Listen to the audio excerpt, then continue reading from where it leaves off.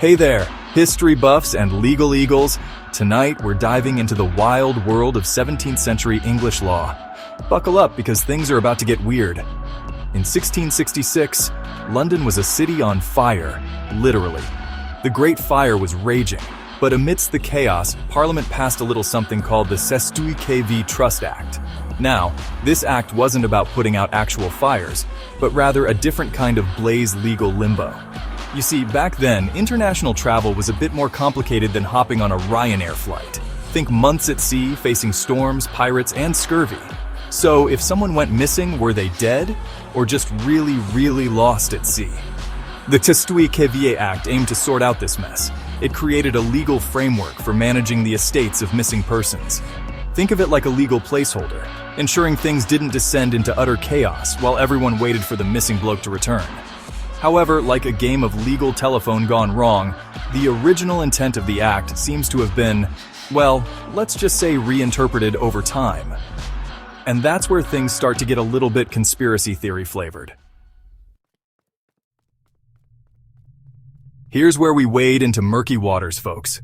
Some folks, and we're talking about the tinfoil hat-wearing kind here, claim this centuries-old act is evidence of a sinister plot. They believe it declares everyone, upon reaching the age of 7, legally dead. Dead? Not quite the birthday present you'd hope for, is it? These theorists argue that this legal death allows, wait for it, the crown to claim ownership over individuals and their estates. Yes, you heard that right.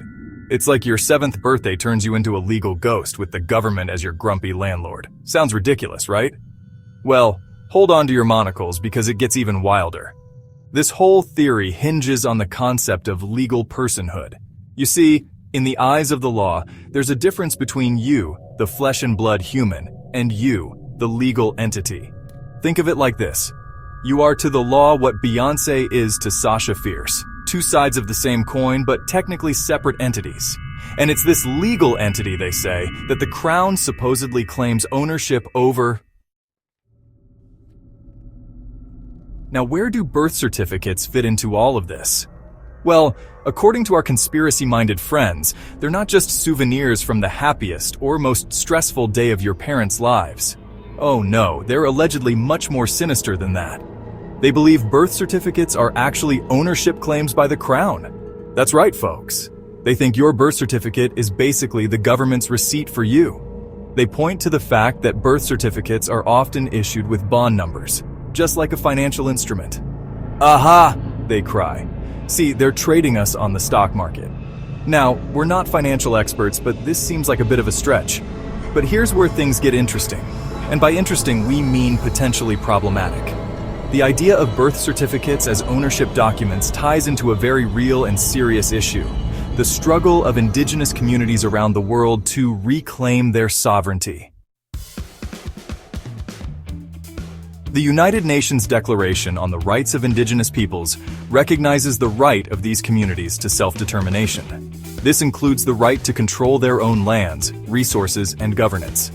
However, centuries of colonization and forced assimilation have left many indigenous groups marginalized and disenfranchised. The concept of birth certificates as ownership claims resonates with the historical reality of indigenous peoples having their land seized and their identities erased by colonial powers. While the legal theories surrounding the Cestui Act might seem far-fetched, they highlight a very real issue: the ongoing struggle for indigenous sovereignty. And that's something worth paying attention to whether you believe in legal ghosts or not.